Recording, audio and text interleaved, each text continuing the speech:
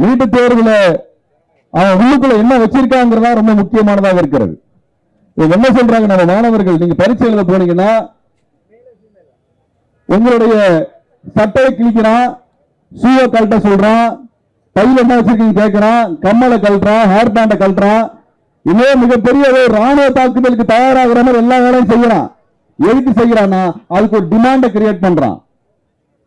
நீட்டு தேர்வுக்கு ஒரு demand create பண்றான். ரொம்ப கராரான தேர்வு என்று ஒரு டிமாண்ட கிரியேட் பண்ணிட்டு அதுக்குன்னு ஒரு சந்தையில மதிப்பு மேல ஏத்துறான்.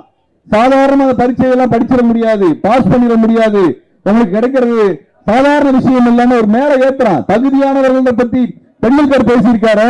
அப்படி என்ன பெரிய அப்பாட்டக்க தகுதியில இத்தனை ஆண்டு காலமாக சாதாரணமாக நம்ம பள்ளிக்கூடங்களை படித்தவர்கள் தான் மருத்துவர்களாகி உங்களுக்கு எனக்கு வைத்தியம் பார்த்துட்டு இருக்கிறாங்க. உங்களுக்கு எனக்கு வைத்தியம் பார்க்கறது யாரு? தெண்டுல்கர் அவர் தகுதி படைத்த ஒரு மாணவ சமூகம் வரணும்னா இது போல தேர்வு வேணும்னு சொன்னார்னா, நீட்டு தேர்வு எழுதாமல் இன்னைக்கு இருக்கக்கூடிய உயர்ந்தரமான மருத்துவர்கள்ட்ட நான் சிகிச்சை பெற மாட்டேன் தெண்டுல்கர் சொல்லுவாரா? நீட்டு பரீட்சை எழுதாத டாக்டர் கிட்ட நம்ம வைத்தியம் பார்க்க மாட்டேன் சொல்லுவானா? நரேந்திர மோடி சொல்லுவாரா? இன்னைக்கு எய்ம்ஸ்ல இருக்கக்கூடிய மூத்த மருத்துவர்கள் அத்தனை பேருமே நீட்டு பரீட்சை எழுதாமல் மருத்துவரானவர்கள். எய்ம்ஸ்ல இருக்கிறதுல இருந்து இங்க இருக்க அப்பல்லோ வரைக்கும் நீட்டு பரீட்சை எழுதாமல் மருத்துவரானவர்கள். அவங்க கிட்ட போய் சிகிச்சை பண்ண மாட்டேன்னு சொல்லுவாங்களா? எந்த அரசியல்வாதிகளுக்கு அதாவது நீட்டு தேவை என்று சொல்லக்கூடிய அண்ணாமலை போன்றவர்கள், இன்னைக்கு அண்ணாமலை பல்ட்டி அடிக்கிறாரு. அண்ணாமலைக்கு பல்ட்டி அடிக்கிறது ஒண்ணு புரிசு கிடையாது. பல்ட்டி அடிக்கிறது அண்ணாமலை. 2024 தேர்தல்ல பார்லிமெண்ட் தேர்தல்ல கேட்கிறாங்க பத்திரிகையாளர்கள், நீட்டு தேர்வு ஆதரவு தெரிவித்தீங்களா? இத்தனை மாணவர்கள் தற்கொலை செஞ்சிருக்கிறாங்க கேட்டப்ப என்ன ஆனாலும் நான் நீட்டை ஆதரிப்பேன், நீட்டு தேவை என்று சொன்ன அண்ணாமலை குட்டிக்காரன் அடிச்சிட்டு இருக்கிறார். ஏன்? மோடி சர்க்காருக்கு அங்க பதவி ஆட்டம் கண்டு கொண்டிருக்கிறது. இவங்க நீட்டு தேர்வை கராரா வைக்கிறதுக்கு ஒரு மார்க்கெட் டிமாண்ட் கிரியேட் பண்றான். அப்புறம் கொஸ்டின் பேப்பர் லீக் பண்றான், கோச்சிங் கிளாஸ் வைக்கிறான். இதான் நிலைமை. கோச்சிங் சென்டருக்கு கட்டணத்தை அதிகம் பண்றதுக்கு கரார் தன்மை தேவைப்படுகிறது. அந்த கரார் தன்மை உருவாக்கி கொஸ்டின் பேப்பர் லீக் பண்ண ஒரு பெரிய ஸ்கேம் இது. அன்பானவர்களே, இதுக்கெல்லாம் ரொம்ப முன்னாடி கிட்டத்தட்ட 2007 ஒரு பிரச்சனை ஆரம்பிக்குது. அதுதான் அதோட மூல பிரச்சனை. மத்திய பிரதேசல ஆட்சியில் இருக்கிறது பிஜேபி. 2007 ஆட்சியில் பிஜேபி. அன்றைக்கு இதே மருத்துவ சீட்டு ஊழல், மிகப்பெரிய ஊழல் அங்க நடந்தது. எங்க? மத்திய பிரதேசத்துல. அதுக்கு பேரு வியாபம் ஊழல்னு பேரு. வியாபம் ஊழலா மூல காரணமாக இவங்களோட பிரச்சனை புரிஞ்சுக்கிறதுக்கான இடம். அந்த வியாபம் ஊழலை பற்றி பேசிய வழக்கறிஞர், அவருக்கான பத்திரிகையாளர், அவர் குரல் கொடுத்த 40 பேரை கொலை செய்தார்கள். 40 பேர் கொலை உண்டார்கள், இறந்து போனார்கள், மர்மமான முறையில் இறந்து போனார்கள். இதையெல்லாம் 2007 2013 வரைக்கும் நடந்துச்சு. இதுக்கப்புறம் தான் நீட்டு தேர்வை கொண்டு வர்றான். அதன் மூலமாக நம்ம எல்லாம் அடக்கி எடுக்கிறான்.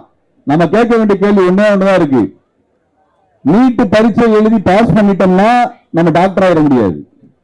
டாக்டர் ஆகிறதுக்கு சிலபஸ் வச்சிருக்கிறாங்க. செமஸ்டர்ல நீங்க எழுதி படிச்சு பாஸ் பண்ணணும். ஆனா நீட்டு தேர்வு என்ன சொல்றீங்க? என்ன சொல்றாங்க? நீட்டு தேர்வு படிச்சா டாக்டர் ஆயிரும், தகுதியான கொண்டு வரோன்ற ஒரு பிம்பத்தை உருவாக்குறான். அது போய் நீட்டு தேர்வுல எழுதி முடிச்சோம்னா டாக்டர் படிக்க அதுக்கப்புறம் தான் போகணும்.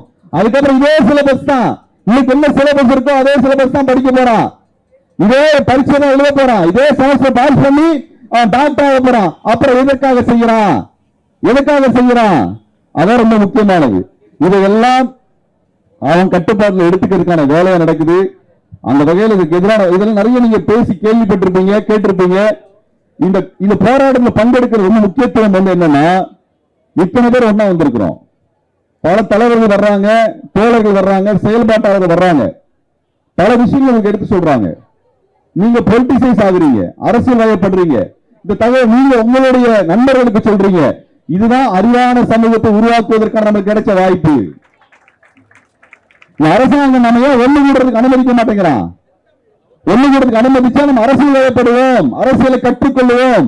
நம்ம பாட புஸ்தகத்துல எம்எல்ஏவுக்கு என்ன பொறுப்புன்னு சொல்லி தரல, ஒரு போலீஸ் ஆபீசருக்கு என்ன பொறுப்பு இருக்கு, என்ன எல்லை இருக்கு, என்ன கடமை இருக்கு சொல்லி தரல, ஒரு ஜட்ஜுக்கு என்ன அதிகாரம் இருக்கு நம்ம பாட புஸ்தகத்துல கிடையாது. ஆனா இவங்களும் தினமும் நம்ம பார்த்துட்டு இருக்கோம், பேஸ் பண்ணிட்டு இருக்கோம். இதையெல்லாம் கற்றுக்கொள்ள வேண்டும் என்றால் இதுதான் பல்கலைக்கழகமாக உங்களுக்கு இருக்கிறது. இதான் பல்கலைக்கழகம், இதான் காலேஜ். இப்படியான ஒன்றை ஏற்படுத்தி கொடுத்திருக்கக்கூடிய இந்திய கம்யூனிஸ்ட் கட்சிக்கு எனது வாழ்த்துக்களை, மனமார்ந்த வாழ்த்துக்களை தெரிவித்துக் கொள்கின்றேன்.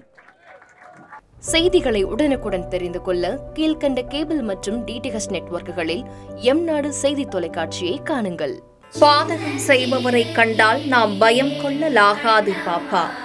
மோதி மிதித்துவிடு பாப்பா, அவர் முகத்தில் உமிழ்ந்துவிடு பாப்பா.